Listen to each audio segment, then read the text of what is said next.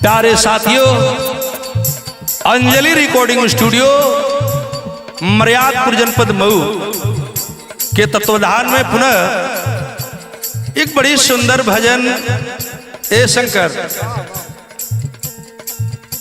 हमारे कुल गुरु संत शिरोमणि संत श्री श्री गुरु रैदास जी की जब हत्या होती है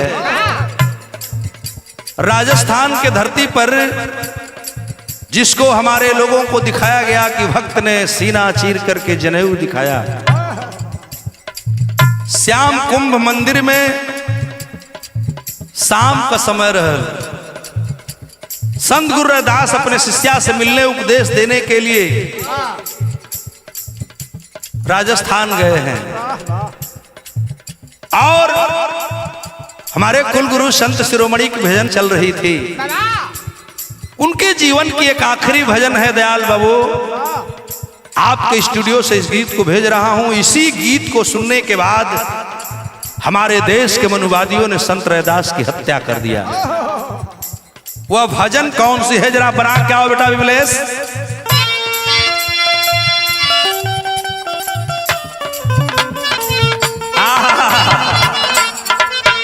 गुरु कहते हैं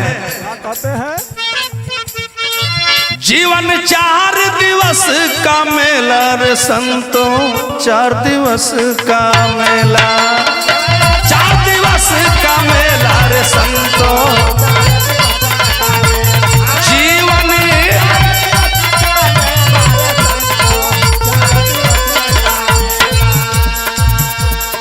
संत शिरोमणि कुलगुरु संत श्री श्री रैदास जी ने कहा है, इस जिंदगी हो का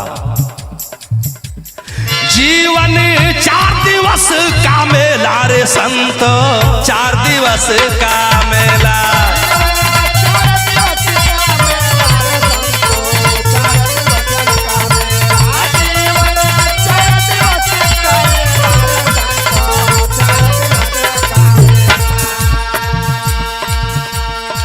बाभन झूठा, बाभन झूठा, वेद भी झूठा, झूठा ब्रह्म अकेला रे संतो, झूठा ब्रह्म अकेला।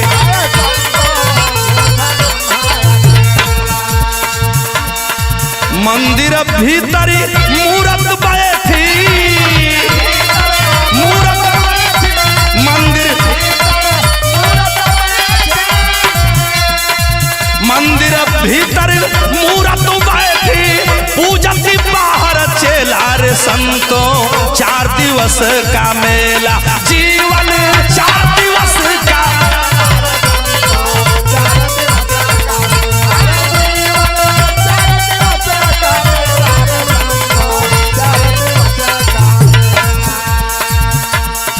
लड्डू भोग चढ़ावती जनता, मूर्ति के ढिंग केला रे संतो, मूर्ति के ढिंग ए संत। पाथर मूर्ति कुछ नहीं खाती,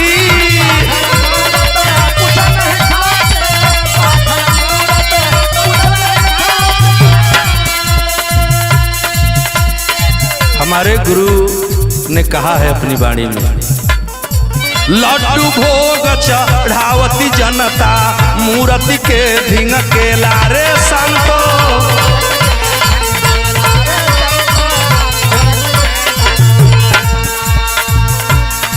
पाथर मूर्ति कुछ नहीं खाती,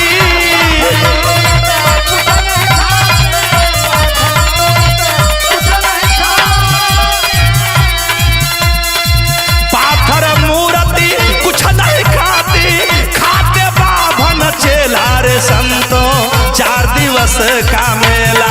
जीवन 4 दिवस का मेला रे, 4 दिवस का जीवन।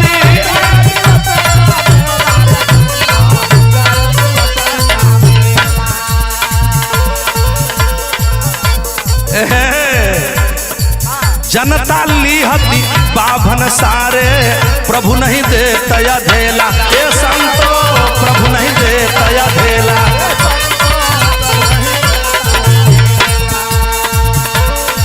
पुण्य पाप का पुनर्जन्म में, पुण्य पाप का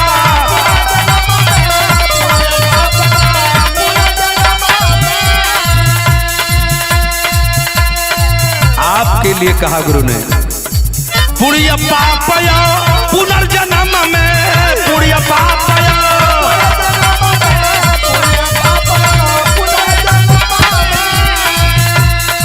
पुण्य पाप पुनर्जन्म का बाभन की खेला रे संतो, 4 दिवस का मेला, जीवन 4 दिवस का मेला रे।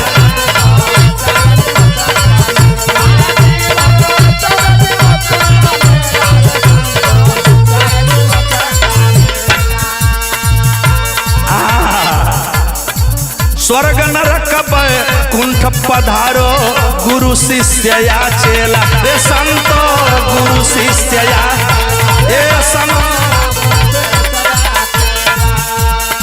स्वर्ग नरक कुंठ पधारो, गुरु शिष्य या चेला रे संतो।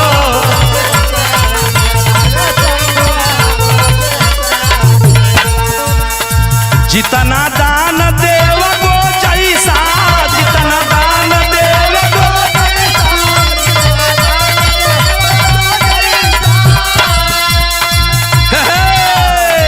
जितना दान देव गो जैसा, वैसा निकले तेला रे संतो, 4 दिवस का मेला, जीवन 4 दिवस का मेला रे।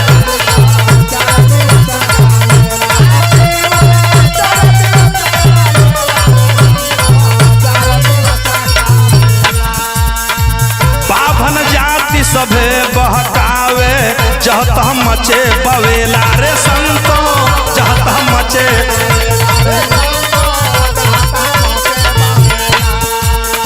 छोड़ी के बामन आजा संग में,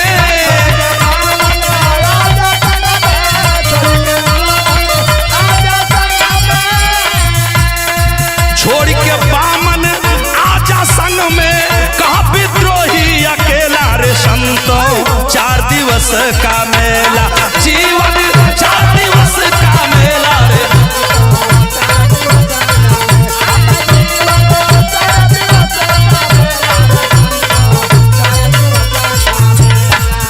हाँ बामन झूठा, वेद भी झूठा, झूठा ब्रह्म अकेला ए संतो,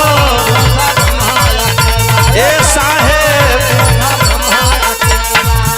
हाँ मंदिर भीतरी मूर्ति बैठी,